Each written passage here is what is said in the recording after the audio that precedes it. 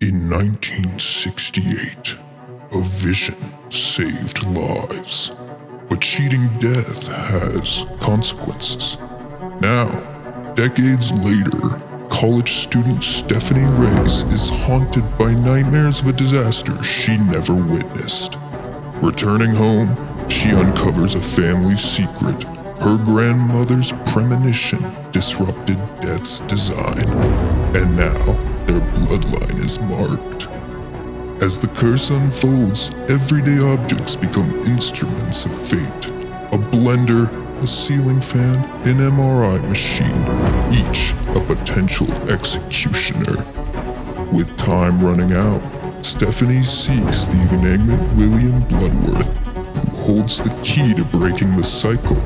But death is relentless, and its design is unforgiving.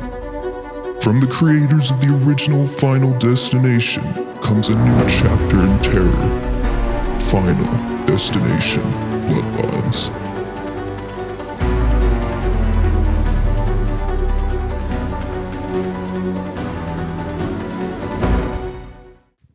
Nice. That was good, dude. That was way better than ours. Yeah, we suck at this. No. It's easy when you're given the like full death blood. It runs in the family. Well, welcome to Burnt or Buttered, where we have Justin here as a guest for the movie that we went and saw this last week, which is Final Destination. Bloodlines. Bloodlines. Missed my mark there. We all were a little bit late on that one. But yeah, I'm super excited to have Justin on the podcast today.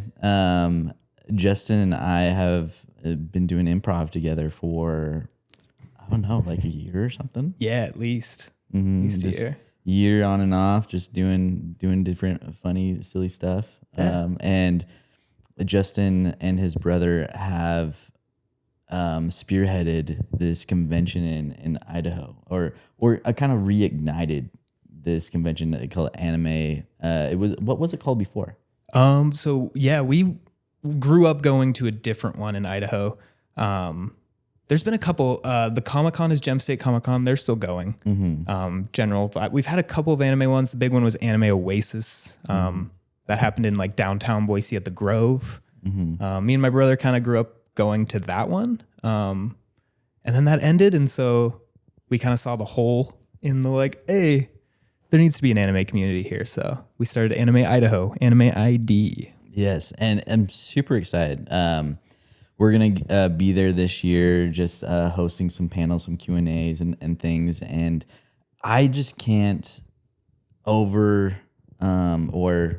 I just can't explain enough how impressive it is that you and your brother put all this together. I mean, coming from someone that does a little bit in business and knows how hard it is, like putting together an entire convention where you have thousands of people coming and there's expectations on that, and you have expectations on yourself and trying to organize everything and all the logistics that go behind it. Like you have 30 people coming to work, on the days of the convention is wild. There's so much that goes into that you never think about. Oh yeah. You definitely learn a lot the first year. The first year was like, I wasn't sleeping like 2 days before. It was like, this is going to be tough. But yeah, I think it all comes, people are really forgiving, especially in that type of circumstance. And here in Idaho specifically, I don't know what it is, if it's our people, or I always think that Boise people are going to be the ones that show up to concerts and they're not going to leave early. Like they're going to be there the whole time. They're going to have a great time. But yeah, we just want to service that community as best we can. Yeah. I'm super excited. And we're excited to have you guys there to host some panels. If you see some people that star in some anime movies. Yeah. Yeah. That'll be awesome. I'm pretty excited for that. Yeah. Well, let's jump into this movie. And so we have a few segments behind the butter where we just talk about kind of everything about the movie, what we liked, what we didn't like. You can go into like the filmmaking aspect of it, as far as like the color grade or the shots that you thought were really cool. And And really, we just dive into how the movie made us feel. And then we give it a rating at the end. Perfect. Sweet. So, do you want to kick us off, Jesse? Sure. Just in my initial thoughts here, you could say I'm a Final Destination fan to some degree. I think the first movie I was ever scarred as a child was a Final Destination movie. I think it was The Final Destination is what it was called, when the girl gets sucked into an escalator. It's vividly played in my brain as a child. That's a tough scene. It was a tough scene to oversee at like a young age. Yeah. Well, that was like a real fear of mine after that movie, where like you're wearing sandals or something like that. You're just like, oh, I'm gonna get sucked in there. I still can't pass a logging truck without thinking of Final Destination. Or a truck with a bunch of rebar. There's one. Every time I'm behind that, I'm like, well, it's going through my head. Yeah.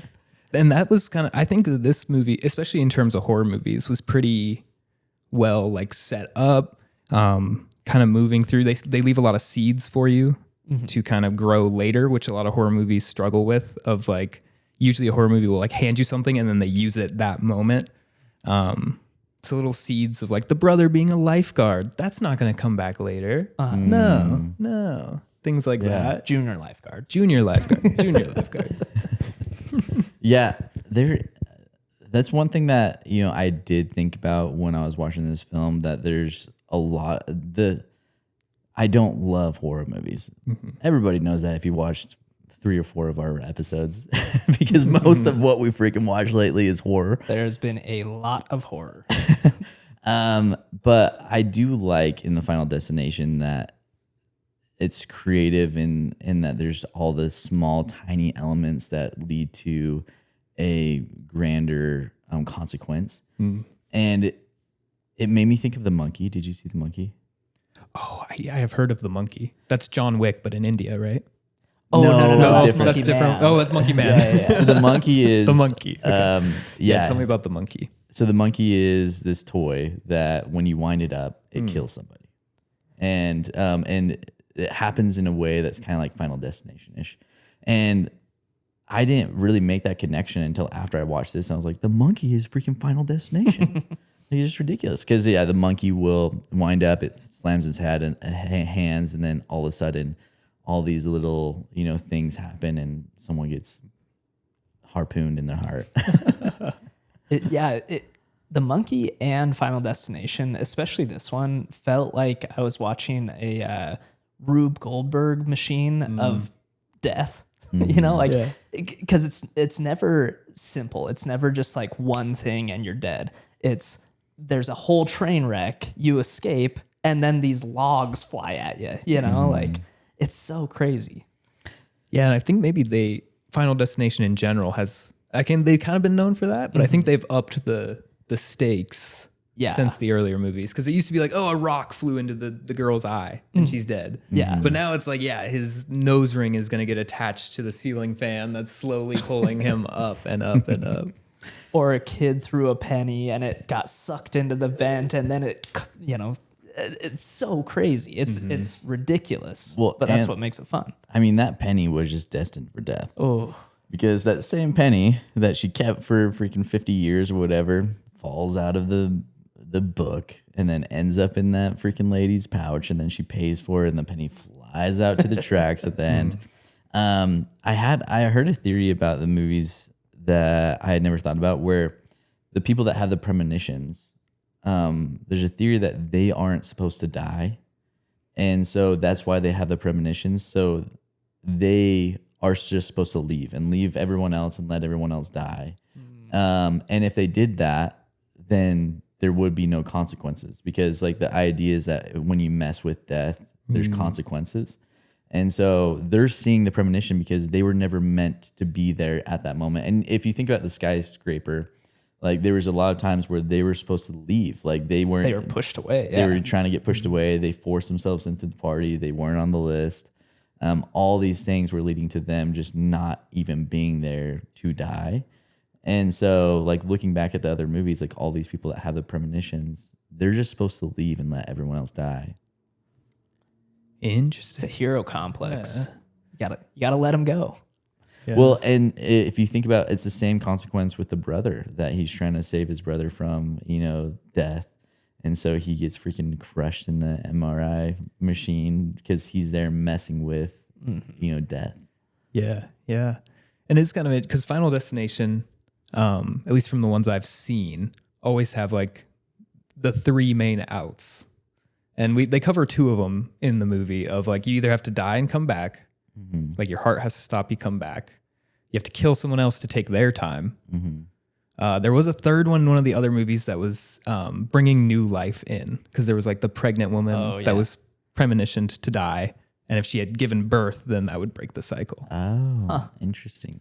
Yeah, giving life in some way, shape, or form. But they kind of had to take that one away so that they could do Bloodlines. Otherwise, once you give birth, then the whole thing's They're done. like, yeah. We got hundreds of babies apparently from all the people that survived the skyscraper. That's true. I like in this movie, like going through the things of the Bloodlines, it was fun, but at the same time, I feel like Final Destination does get a little bit repetitive, where you that someone else is coming up. You don't know how they're going to die. And you see all the clues, like, coming up to it, where it's not really like this one, like you said, had all the bread crumbs, they're, I do like the scene where the brothers, they're getting the peanuts, and he's like, if I'm going out, I'm not getting those unsalted bitches. That was such a good line. And he gets the peanut butter cups. But then that thing like pops out, and you're just like, oh, that's obviously going to be something. Yeah. But I don't know. Like this one was interesting. I feel like more people should have survived though. Yeah, I feel like because in the history of Final Destination, even when people survive in like the subsequent movies, they die immediately. Like at the beginning of the movie, it's like, oh, the characters that you had that lived last time, guess what? They're dead now, right at the beginning. Well, there's a theory that the ending of Bloodlines was just another premonition, that they didn't actually get ran over by the train, but she sees the train that's going to come and kill them. But also there's a bunch of other Final Destinations where when Death gets frustrated, he just runs them over. Yeah. He just they're sitting in a cafe eating lunch, and then a truck just plows through the building and kills them.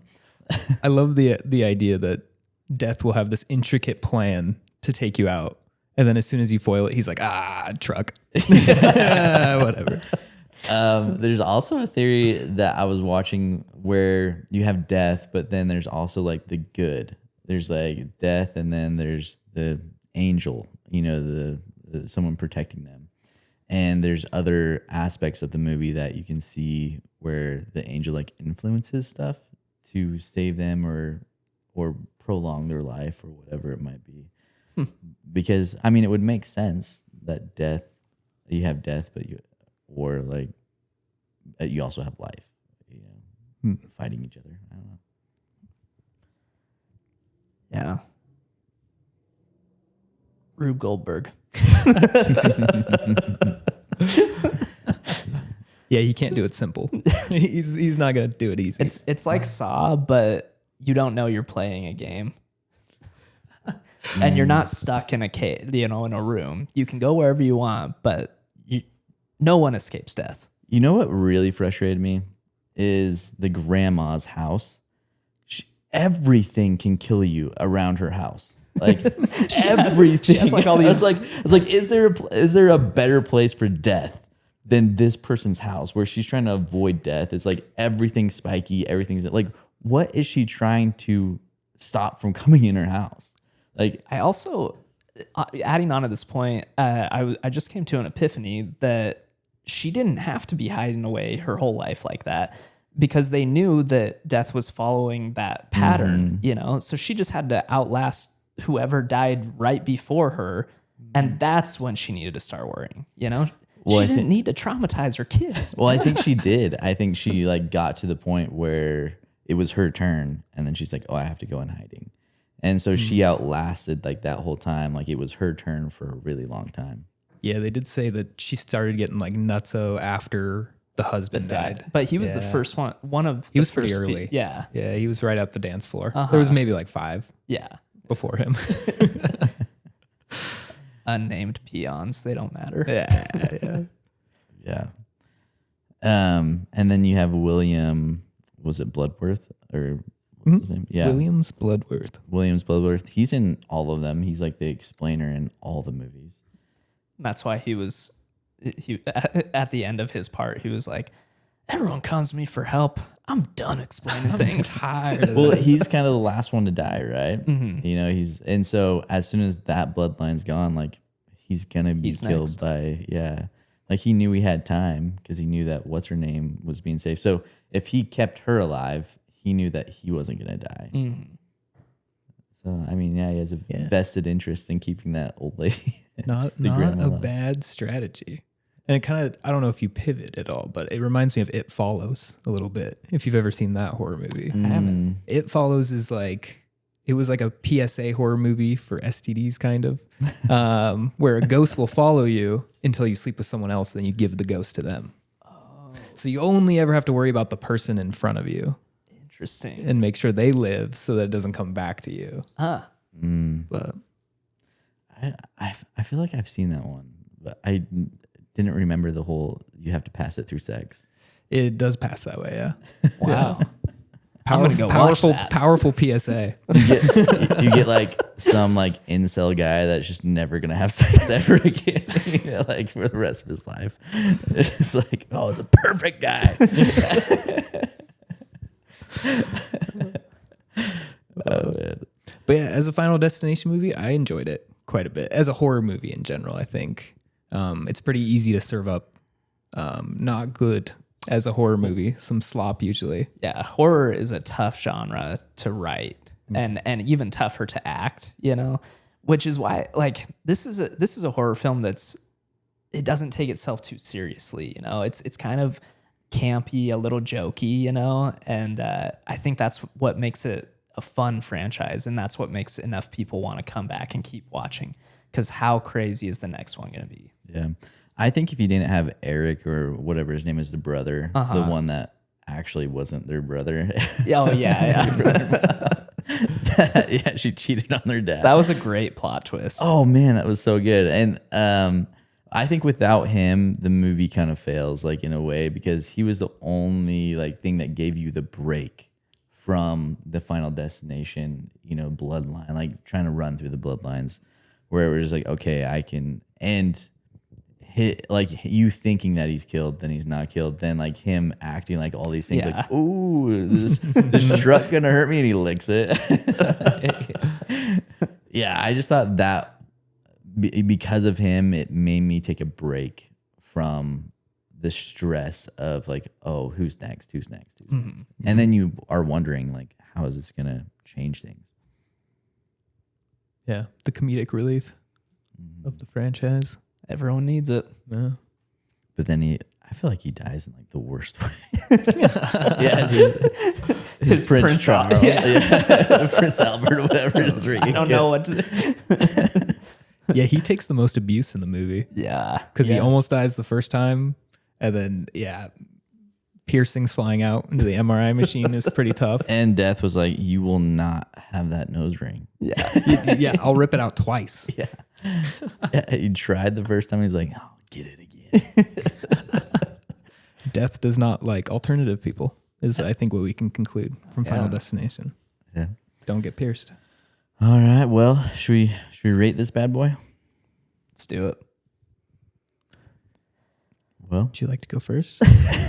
as the horror movie guy, Stetson. I think you should go first. As the guy who loves horror the most. Yeah. yeah, I'll go first. So for this one, I'll say this before I give my rating. He's always got to give a preface to any horror film. Before I saw this, I was going to see it with Toast and Sammy on the weekend. And they went and saw it without me because I couldn't make it. And I went right after the movie. Toast is like messages and says, it's everything Stetson hates about horror movies. You're gonna hate it. And so I went into this thing thinking like, oh my gosh, like I'm just gonna hate this thing, like it was a waste of time type idea. And I was pleasantly surprised. I enjoyed My it. reverse psychology worked. Yeah. There you go. So I'm gonna give this a 4. Whoa. 4. I think Stetson might be liking horror movies now. Like horror movies. Well, if you see enough, like that's all we see lately. Like the Talk to Me directors just came out with the new movie. Bring Her Back. Bring Her Back. see that one. That we're gonna have to see now because like if we really like Talk to Me, Hey, we're gonna have to see them all. Oh. yeah. And you know what? I like that because it's unbiased. You know, if you went and saw it with your boys, I think that bumps up a movie in a movie theater by 1 point usually.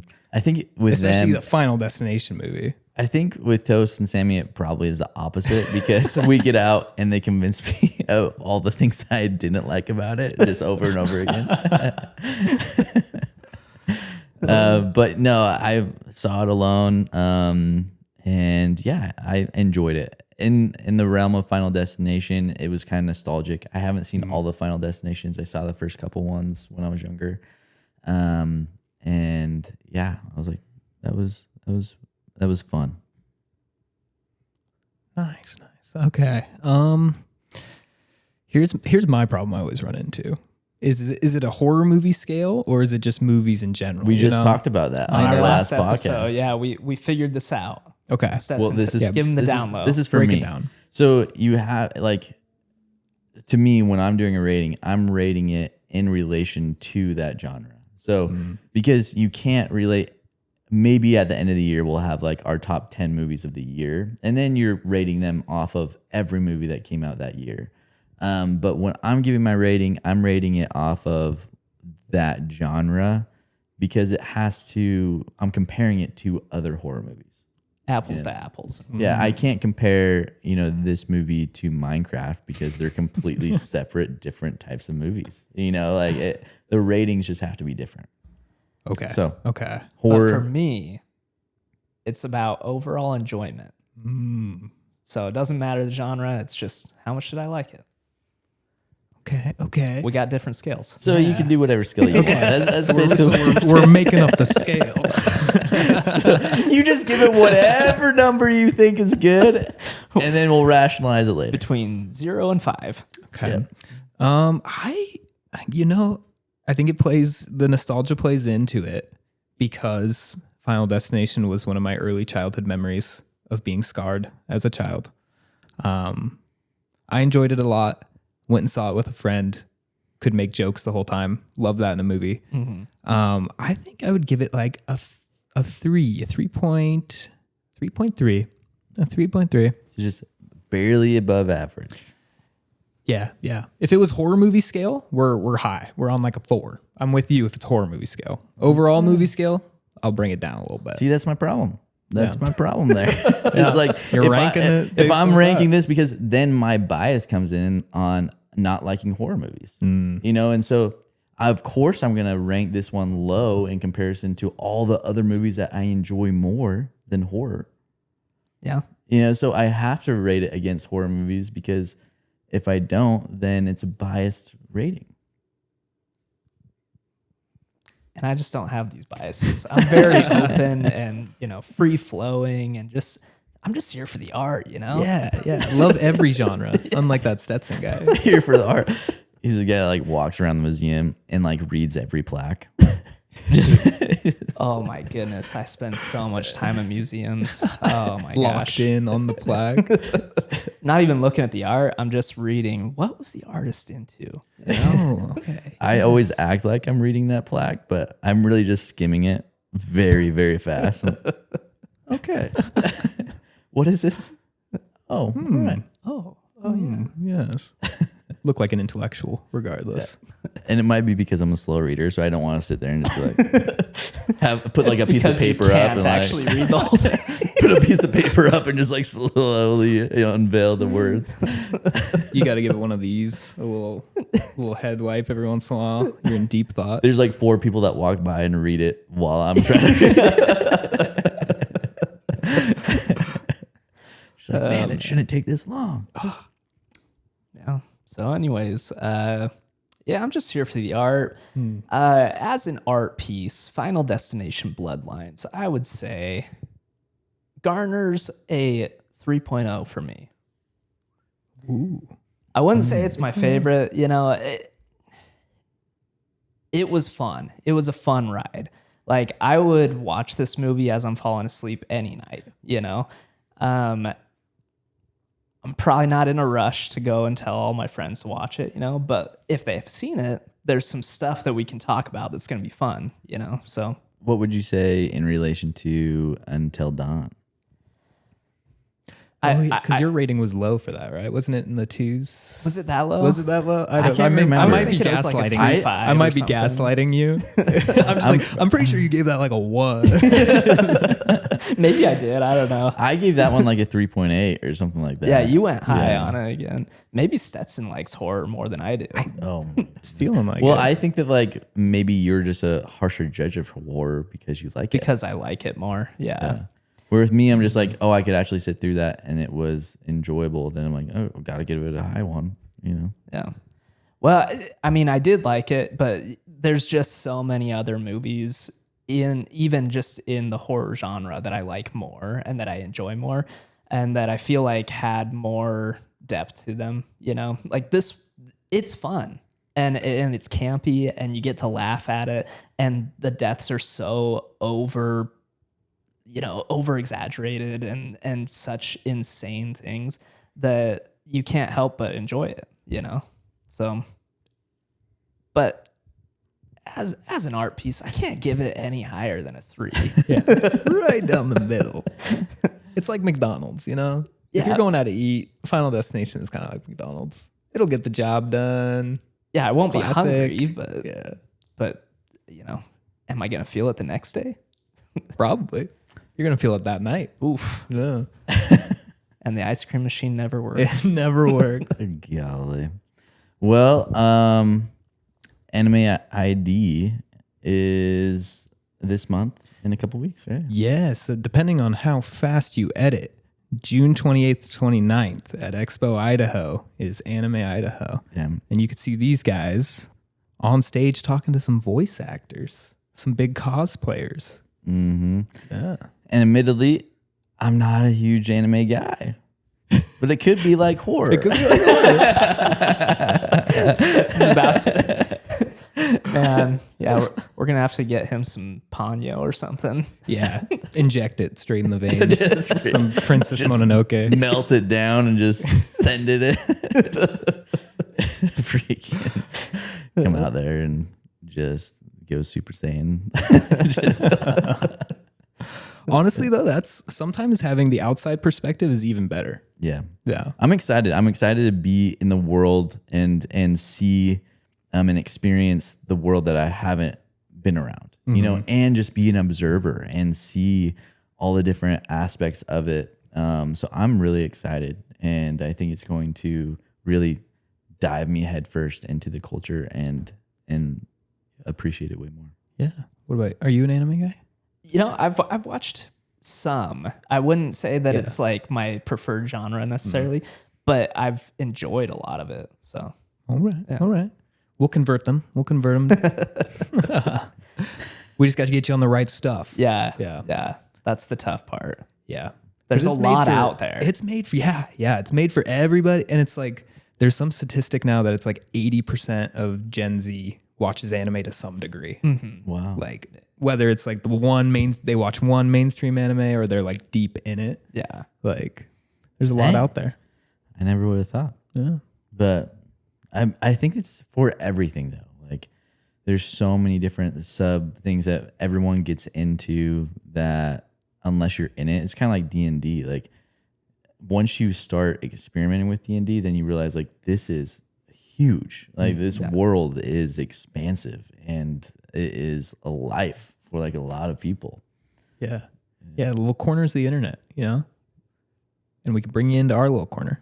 Yeah. Be like, hey, here it is. We're excited about it. Well, this you episode around. will come out on Monday. And so it will be before Anime ID. Perfect. Sweet. Hope to see everybody there. Yeah. All right. Well, we'll see you in the next one.